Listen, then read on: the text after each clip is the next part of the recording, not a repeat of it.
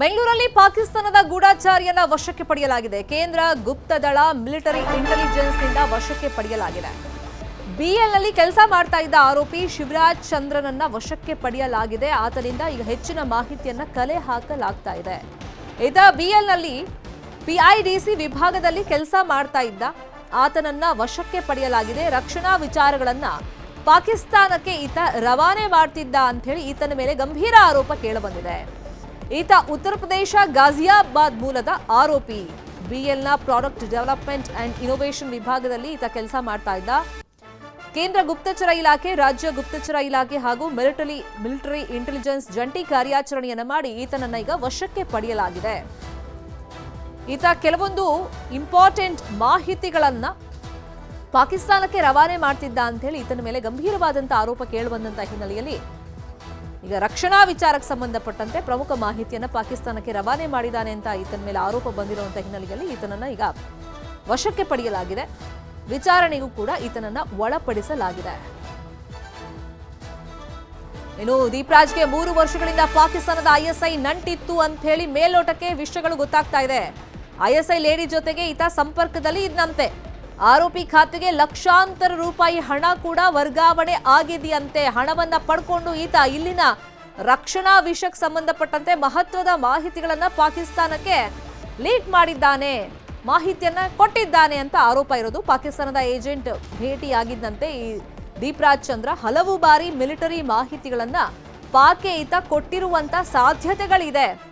Phone, laptop ಅನ್ನು ಕೂಡ military intelligence ಇದೀಗ ವಶಕ್ಕೆ ಪಡ್ಕೊಂಡು ಹೆಚ್ಚಿನ ವಿಚಾರಣೆಯನ್ನ ನಡೆಸ್ತಾ ಇದೆ. ಸಂಜೆ ಆರೋಪಿಯನ್ನ ದೆಹಲಿಗೆ ಶಿಫ್ಟ್ ಮಾಡಿ ಅಲ್ಲಿ ವಿಚಾರಣೆಗೆ ಒಳಪಡಿಸುವಂತ ಸಾಧ್ಯತೆಗಳಿದೆ.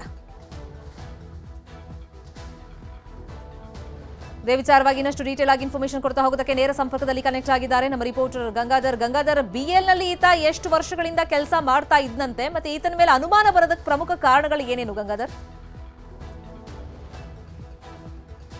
ಶರ್ಮಿತಾ, ಪ್ರಮುಖವಾಗಿ ಮಿಲಿಟರಿ ಇಂಟೆಲಿಜೆನ್ಸು ಸಾಕಷ್ಟು ಬಾರಿ ಇವ್ರ ಮೇಲೆ ಒಂದು ನಿಗಾವನ್ನು ವಹಿಸಿದ್ರು. ಯಾಕಂದರೆ ಪಾಕಿಸ್ತಾನದ ಐಎಸ್ಐ ಲೇಡಿಯ ಒಂದು ಜೊತೆ ಕಾಂಟ್ಯಾಕ್ಟ್ ಇರುವಂಥ ಬಗ್ಗೆ, ಮತ್ತು ಇಲ್ಲಿಂದ ಆ ಒಂದು ಇಂಟರ್ನೆಟ್ ಫೋನ್ ಕಾಲ್ಸ್ ಆಗಿರ್ಬೋದು, ಮತ್ತು ಇಲ್ಲಿಂದ ಅವ್ರಿಗೆ ಮಾಹಿತಿ ಹೋಗ್ತಾ ಇರೋದ್ರ ಬಗ್ಗೆ ಅಬ್ಸರ್ವ್ ಮಾಡುವಂಥ ಅಧಿಕಾರಿಗಳು, ಸ್ಟೇಟ್ ಇಂಟೆಲಿಜೆನ್ಸ್ ಆಗಿರ್ಬೋದು ಮತ್ತು ಸೆಂಟ್ರಲ್ ಇಂಟೆಲಿಜೆನ್ಸ್ ಅಧಿಕಾರಿಗಳ ಜೊತೆಯಲ್ಲಿ ಒಂದು ಕಾರ್ಯಾಚರಣೆಯನ್ನು ಮಾಡುವಂಥದ್ದು. ಅದರಲ್ಲಿ BL ನೌಕರನಾಗಿರುವಂಥ ಮತ್ತು ಏನಾದರೂ PIDCಯ ಒಂದು ಡಿಪಾರ್ಟ್ಮೆಂಟಲ್ಲಿ ತುಂಬ ವರ್ಷಗಳಿಂದ ಕೆಲಸ ಮಾಡ್ತಾ ಇದ್ದಂಥ ಈ ಆರೋಪಿ ಏನಿದ್ದಾನೆ ರಾಜಚಂದ್ರ ಅಂತೇಳಿ, ಆತ ದೀಪ್ರಾಜ್ ಚಂದ್ರ ಈ ಒಂದು ಕೆಲಸವನ್ನು ಮಾಡ್ತಾ ಇರುವಂಥದ್ದು ಗೊತ್ತಾಗಿದೆ. ಗಾಜಿಯಾಬಾದ್ನ ನಿವಾಸಿ ಆಗಿರುವಂಥದ್ದು ಮತ್ತೆ ಈ ಒಂದು ಆ BL ಅಲ್ಲೇ ಉಳ್ಕೊಂಡಿರುವಂತಹ ಒಂದು ಆರೋಪಿ ಆಗಿರುವಂಥದ್ದು.